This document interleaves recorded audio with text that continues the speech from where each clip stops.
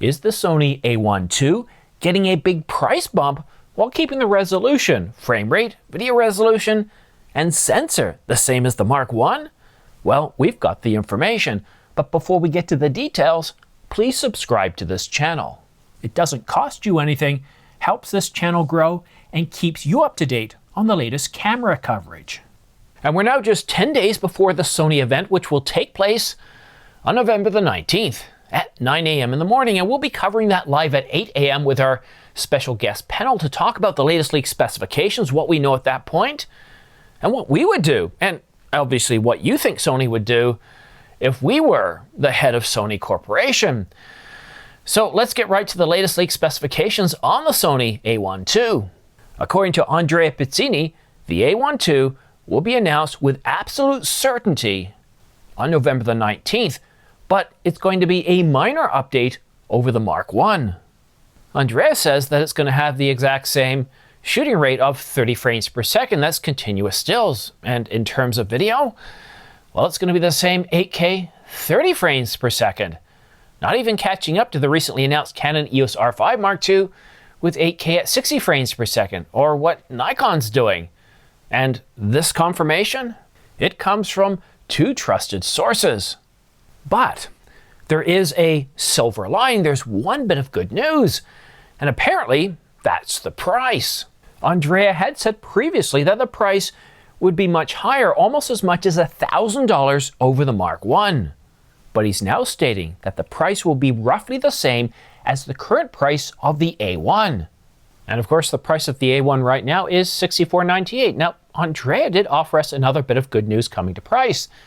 And the A1, the Mark I, well, its price is going to drop. Sony isn't going to get rid of it. The price is going to drop.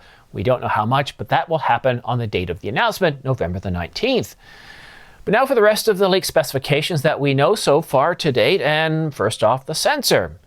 It's going to be exactly the same as the Mark I. However, I suspect that Sony's going to tweak this sensor a little bit to update it for some of the other capabilities that Andrea is saying, such as CF Express 2.0 Type A Generation 4, and that's the PCIe interface Generation 4, offering much faster speeds. But that's interesting.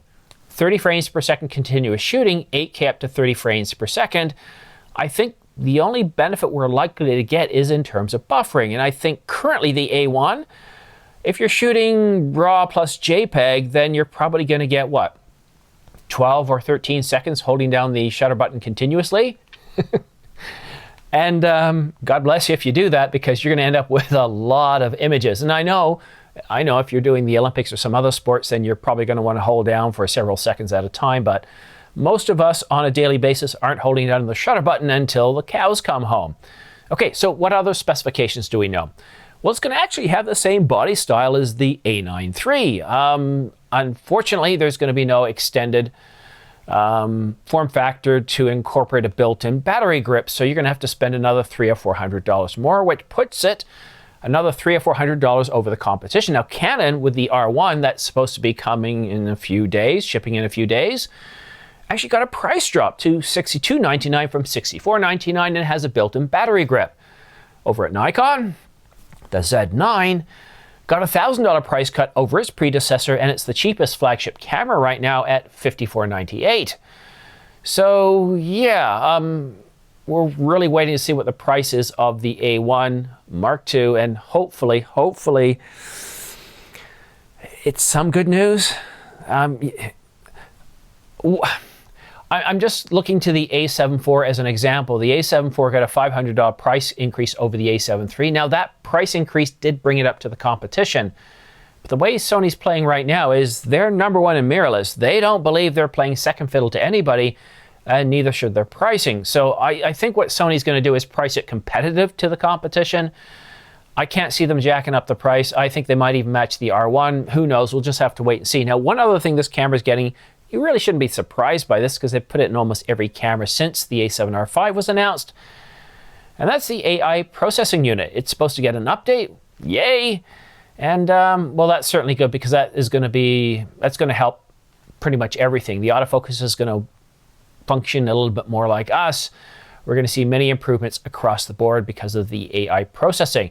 Now, what have I left out? Have I left out anything? Yes, 2 things, and one of them is a biggie. Now, we'll talk about IBIS first.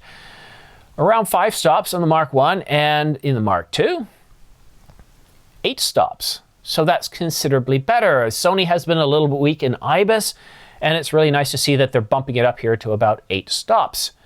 So, the last specification, and this should have been in the Mark I, it should have been in many other cameras, and I gotta tell you, from shooting with the R5 Mark II, I'm really impressed with it, and that's pre-capture. We don't know if it's gonna have pre-capture in stills and video, but the great thing about pre-capture, if you've never used it, especially if you're shooting stuff that are fast action, but not just fast action, something that appears to be stationary and then all of a sudden moves, and you wanna catch it in flight, like birds.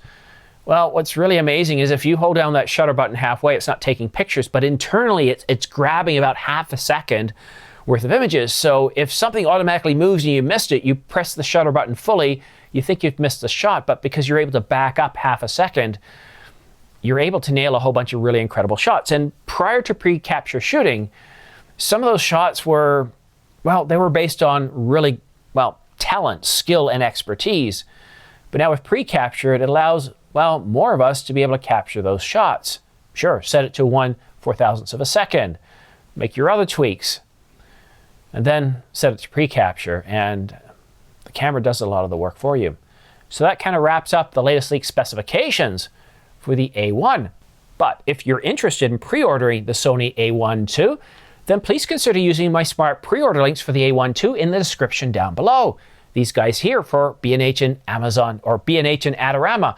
Reason being, to be quite honest with you, it helps keep the lights on for this channel. It's really big. I get anywhere from 2 to 5% back, and it's a huge support to this channel. It's one of the reasons why, well, it's the big reason why I don't have any sort of sponsorships where I have to take up 60 seconds or 90 seconds of your time having a long ad right at the beginning of the video. I find that just really irritating.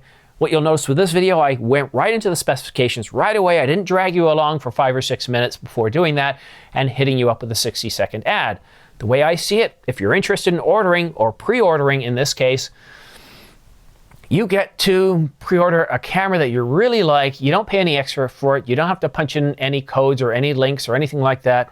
Or, sorry, any links, fill out any forms. It takes you directly to Adorama at B&H. You get a great camera. By using my links, you've already got them stored in your browser, so it saves you anywhere 5 to 30 seconds, getting you in the queue a little bit sooner, and I get a small commission back. It doesn't cost you anything to help the channel out, and you're getting yourself something at the same point. But that being said, I also believe in supporting your local camera store, and you know what? I'd rather forgo a small commission or fee if you're helping to keep a small business going, because I think there's a lot of towns and communities out there that have lost their camera stores, and it's sad. I'm very lucky to live on a rather large city, and there's 2 amazing camera stores in downtown Toronto, and that's Downtown Camera with my with Patrick. He's done incredible things for me. He's just helped me get the 50mm f1.4. It's pre-ordered, so I should get that in a few weeks whenever it starts shipping. And then, of course, right around the corner is Henry's, and they're both flagship stores, and they have everything. Are really amazing. So yeah, I really, honestly guys, I do appreciate those of you that have used my pre-order links in the past, and thank you for those that are going to use them this time around. But again, don't forget your local camera stores. All right, folks, well, that kind of wraps up this video. Thank you so much for tuning in. I've got a lot on the go right now. I've got 2 videos actually in progress, some in very early stages, and I just received a parcel today from DJI, so well, I'm going to have to go ahead and open up that box in a little bit and start reviewing and testing that. So thank you so much for tuning in. Thank you so much for watching to the end of the video. Have yourself a great day, a great weekend, and we'll see you again soon.